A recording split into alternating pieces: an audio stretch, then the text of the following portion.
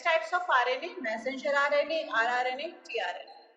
ये जब दिए हुए हैं 4 टाइप्स हैं यहाँ पे, cytosine, guanine, adenine, uracil. These are nitrogenous bases of RNA. ये क्या है? Nitrogenous bases of RNA. ये सारे जो भी दिए हुए यहाँ पे साइटोसिन, गुआनाइन, एडेनाइन, यूरेसिल, और यहाँ साइटोसिन, गुआनाइन, एडेनाइन, थायमाइन, ये सारे के सारे इंपॉर्टेंट है, सबसे ज्यादा इंपॉर्टेंट फंक्शंस रोल करते हैं ये डीएनए में जब प्रोटीन सिंथेसाइज होता है तब। इसके बारे में भी हम आगे पढ़ेंगे। Cytosine C, guanine G, adenine A, uracil U. इनका कन्वर्जन अलग फॉर्म में होता है, जैसे सी का जी में, ए का यू में और यू का ए में। जब यहाँ पर अगर इस रेड की जगह ए होता और इस ए को जब सिंथेसाइज फॉर्म में कन्वर्ट करना होता, जब प्रोटीन सिंथेसाइज होता, तो ए जो ए होगा ये स्ट्रैंड हट कर ए यू में कन्वर्ट हो जाएगा। ये क्या फॉर्म करेगा? You, means uracil. ये होता है protein synthesis. Will go for next. इसके आगे हम लोग इसके बारे में पढ़ेंगे, चलिए देख लेते हैं। Messenger RNA, ribosomal RNA, transfer RNA. Messenger RNA ये सब येलो यूरेसिल है। यहाँ पे राइबोसोम क्या करता है और ट्रांसफर आरएनए क्या करता है। सबसे पहले मैसेंजर आरएनए का देखते हैं। मैसेंजर आरएनए जो होता है ये करता है ट्रांसफर जेनेटिक इंफॉर्मेशन। क्या करता है? ये जेनेटिक इंफॉर्मेशन को ट्रांसफर करता है एक जीन से राइबोसोम तक, मीन्स आरआरएनए की तरफ, ताकि प्रोटीन सिंथेसाइज हो सके। Means we can say transfer genetic information from gene to ribosome for synthesis of protein. Protein synthesize करने के लिए सारी जितनी भी जेनेटिक इंफॉर्मेशन है जो कोडेड फॉर्म में होती है, मैंने ऑलरेडी आपको बताया कि डीएनए सारे के सारे कोडेड फॉर्म में सारी इंफॉर्मेशन कैरी करता है जो आरएनए की तरफ भेजता है, और उन सारे कोडेड को रीड करने का काम कौन करता है? ये मैसेंजर आरएनए, और उससे ये सारी चैनल की इंफॉर्मेशन को सेंड करता है आरआरएनए की तरफ। और ये आरआरएनए क्या करता है?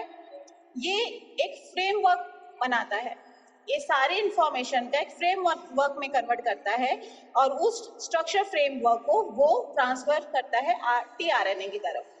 We can say ribosomal RNA provides structural framework for ribosome and help on the recognition of messenger RNA. ये सारी की सारी जो भी इंफॉर्मेशन मैसेंजर आरएनए ने आरआरएनए की तरफ सेंड की थी, इसने क्या किया? उस इंफॉर्मेशन का एक स्ट्रक्चर फॉर्म बनाया, दैट इज अ फ्रेमवर्क। वो सारी फ्रेमवर्क को बनाने के बाद ये उसको किधर सेंड किया? ट्रांसफर आरएनए की तरफ। जब वो ट्रांसफर आरएनए के पास गया तो ट्रांसफर आरएनए क्या किया? इस कोड को रीड किया जो मैसेंजर आरएनए ने इसकी तरफ भेजा था और इसने ट्रांसफर आरएनए की तरफ, उसे रीड करता है वो बाय यूजिंग एंटीकोडन। एंटीकोडन होता है जिसे रीड करके उसकी हेल्प के थ्रू वो polymerization of peptide, polypeptide chain form करता है। इसे कहा जाता है ट्रांसलेशन। क्या कहा जाता है? ट्रांसलेशन। जब भी आपका प्रोटीन सिंथेसाइज करने का जो भी आपको बनाना होगा डायग्राम, उसमें ये डायग्राम काफी ज्यादा इंपॉर्टेंट है, that is a messenger RNA, rRNA and tRNA. This are very important diagrams. Okay, तो ये जो ट्रांसफर आरएनए होगा प्रोटीन सिंथेसाइज करने के लिए क्या करेगा? ये एंटीकोडन का यूज करेगा ताकि वो ट्रिपलेट कोड को यूज कर सके, रीड कर सके। Go for next. यहाँ पे लिखा हुआ भी है, the three main types of RNA are messenger RNA, ribosomal RNA and transfer RNA. Ribosomal RNA is combined with protein to form ribosomes. So go for next. We are going to study about genetic disorder. ये genetic disorder होता क्या है उसके बारे में हमें पढ़ना है। Genetic disorder कब होता है? जब genetic material अफेक्टेड होते हैं, मीन्स डिफेक्ट होता है उनके डीएनए में, और डीएनए में डिफेक्ट होने की वजह से उनके जो भी डीएनए कैरी करता है कोड को, उसमें भी डिफेक्ट आता है, जिसकी वजह से ए डिसऑर्डर्स होते हैं, that is a Down syndrome and sickle cell anaemia. Okay, so what is the meaning of genetic disorder and give name of some disorders? Already I had given you Down syndrome and sickle cell anemia. It is related to genetic material. ये किससे related है बीमारी? Genetic material से, that is the DNA. क्या है ये? DNA. DNA में होने वाली कमी की वजह से, उसके कोडेड की कमी की वजह से, उसमें डिफेक्ट होने की वजह से ये इंफॉर्मेशन जो भी डीएनए की है, वो सारी इंफॉर्मेशन प्रॉपर तरीके से वो कैरी नहीं कर पाता। कौन? डीएनए। डीएनए ये सारी इंफॉर्मेशन को कोडेड फॉर्म में अच्छी तरीके से कैरी नहीं कर पाता, जिसकी वजह से इसमें अफेक्ट होता है। और ये जब जेनेटिक मटेरियल अफेक्टेड हो जाता है तो ये बीमारियां होती है। That is a Down syndrome, sickle cell anaemia. Okay, so sickle cell anaemia का देखते हैं, स्ट्रक्चर आपको दिख रहा है। This is a red blood cell. अपना नॉर्मल जो हम सबके बॉडी में होता है, ये होती है नॉर्मल ब्लड सेल्स। लेकिन जब ये बीमारी होती है, अगर ये डिसऑर्डर होता है सिकल सेल एनीमिया, तो उसमें ये ब्लड सेल का शेप चेंज हो जाता है। चेंज मीन्स इट्स इनकम्प्लीट, ये पूरी तरीके से incomplete because of this genetic disorder. ये किसकी वजह से हो रहा है? Genetic disorder. ये हुआ किस लिए है? What is the reason behind that? That is the reason is abnormality of gene in living organism. Living organism के जीन में जो भी एबनॉर्मेलिटी है, एबनॉर्मेलिटी मीन्स ये जैसे ब्लड सेल के शेप चेंज होना, ये सब चीजों की वजह से ये बीमारी होती है। Hope you understand. Sickle cell anaemia, sickle cell anaemia जो अपने blood cell, normal blood cell का जो शेप है, ये इनकम्प्लीट होने की वजह से ये सिकल सेल एनीमिया जैसी बीमारी होगी। That is all genetic disorder can pass from one generation to another generation. Down syndrome, sickle cell anaemia, this all disorder can pass from one generation to another generation.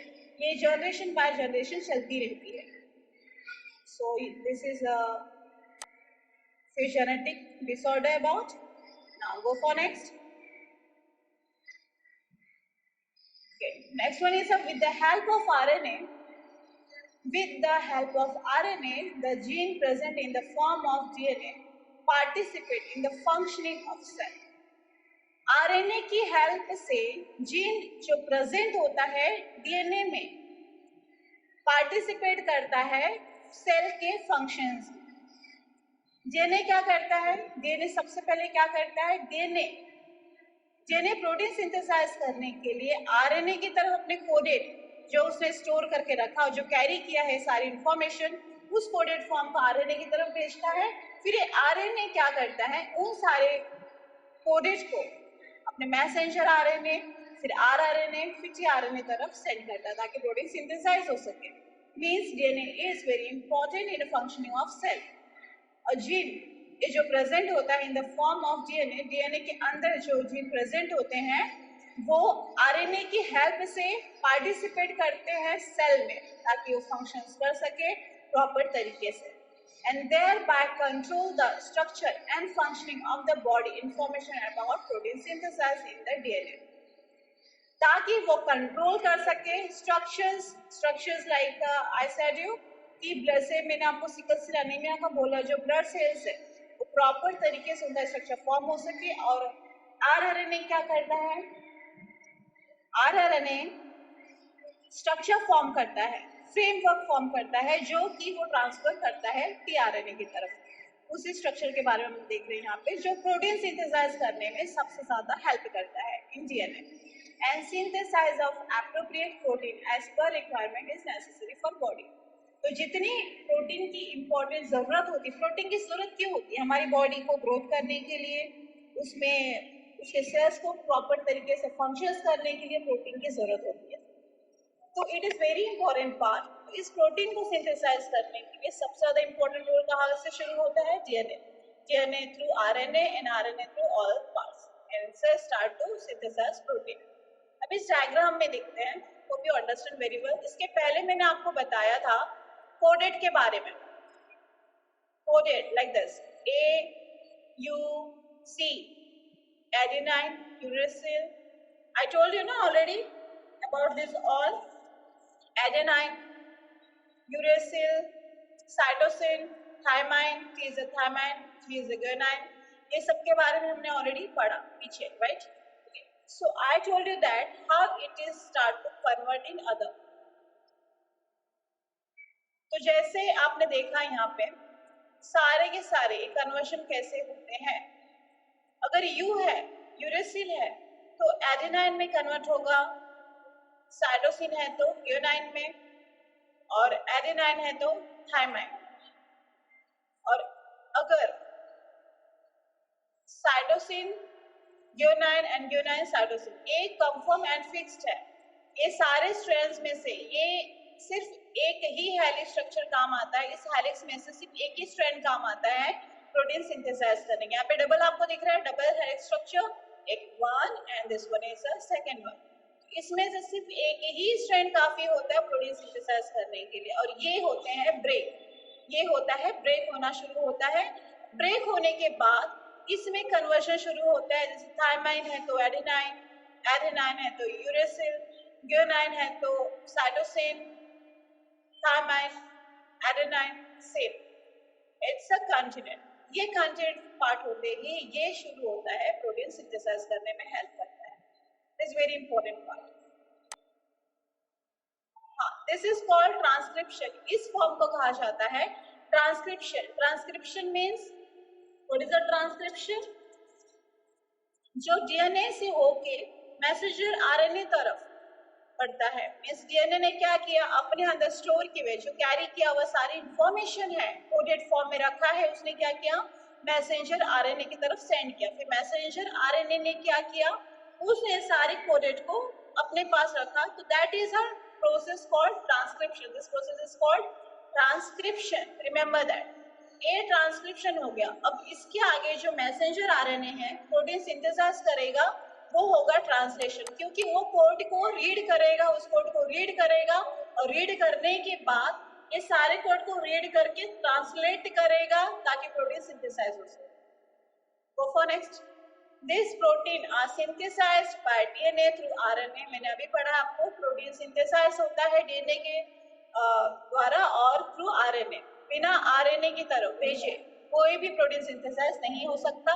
So this is called central dogma. Central dogma क्या होता है, इसमें दोनों process आते हैं, transcription भी और translation. ये दोनों को डीएनए से लेके प्रोटीन सिंथेसाइज होने तक जो भी दोनों मीन्स इस ट्रांसक्रिप्शन एंड ट्रांसलेशन दोनों प्रोसेस, इन दोनों को कहा जाता है सेंट्रोडोग्मा. The definition is these proteins are synthesized by DNA through RNA. This is called centrodogma. Hope you understand? Messenger RNA is produced as per sequence of nucleotide on DNA.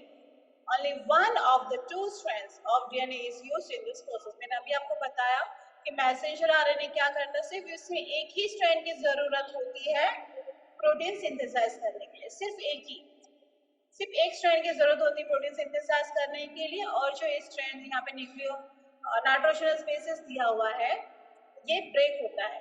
देखो यहाँ पे ये ब्रेक होता है, ब्रेक होके convert होता है, किसमें सिंथेसाइज करता है, ये प्रोटीन सिंथेसाइज करता है. ओके, और इसमें सारे कोडेड फॉर्म दिए हुए हैं ताकि स्ट्रक्चर फॉर्म हो सके. Go for next.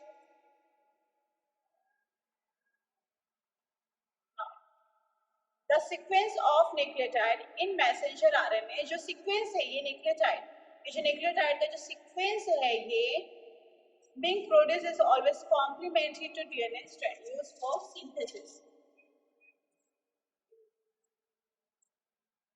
DNA collected in the form of coded transfer to RNA. DNA क्या करता है, DNA information, ये सारे जो coded information है, all coded information is transferred in the form of code to RNA, and it's a start to translate and synthesize protein. और tRNA क्या करता है, ट्रांसलेशन करता है और उसे प्रोटीन सिंथेसाइज करता है. Okay, so this whole process is called centrodogma, already completed. Now, the sequence of nucleotide in the messenger RNA being produced is always complementary to DNA strand used for synthesis. ये सारे जो भी है means देखो यहाँ पे adenine, guanine, cytosine, uracil, ये जो ब्रेक हो रहे हैं इसमें मैंने बोला आपको सिर्फ एक ही स्ट्रैंड यूज होता है, और ये जो एक ही स्ट्रैंड यूज होता है ये क्या करते हैं, चेंज करते हैं अपने कोड, ये चेंज करते हैं, और ये किस लिए होता है, is a sequence determined by DNA, इसकी वजह से होता है। What is the because of reason, ये सिर्फ डीएनए के थ्रू डिटरमाइन किया जाता है ताकि ये कन्वर्ट हो सके, प्रोटीन सिंथेसाइज हो सके। This is called transcription. There is a uracil in RNA instead of thymine, thymine की जगह यूरेसिल यूज होता है। The process of RNA synthesize is called transcription. RNA के अंदर यूरेसिल होता है और डीएनए के अंदर थायमाइन होता है, तो बस इनका ये चेंजेस होते हैं, जैसे यहाँ पे आप दिख रहे हैं thymine, T is a thymine, U is a uracil, A की जगह यू डाला है और ए की जगह टी, ये आपको याद रखना है। यू रहेगा तो एडेनाइन, यूरेसिल इज एडेनाइन में कन्वर्ट होगा, एडेनाइन है तो थायमाइन हो सकता है, यूरेसिल भी हो सकता है, गुआनाइन है तो साइटोसिन, साइटोसिन है तो गुआनाइन, यूरेसिल है तो एडेनाइन, ये आपको याद रखिए, सारे कोडेड याद रखने की किस फॉर्म में ये कन्वर्ट होंगे। Now, so this all process of RNA synthesis is called transcription. Hope you understand this all.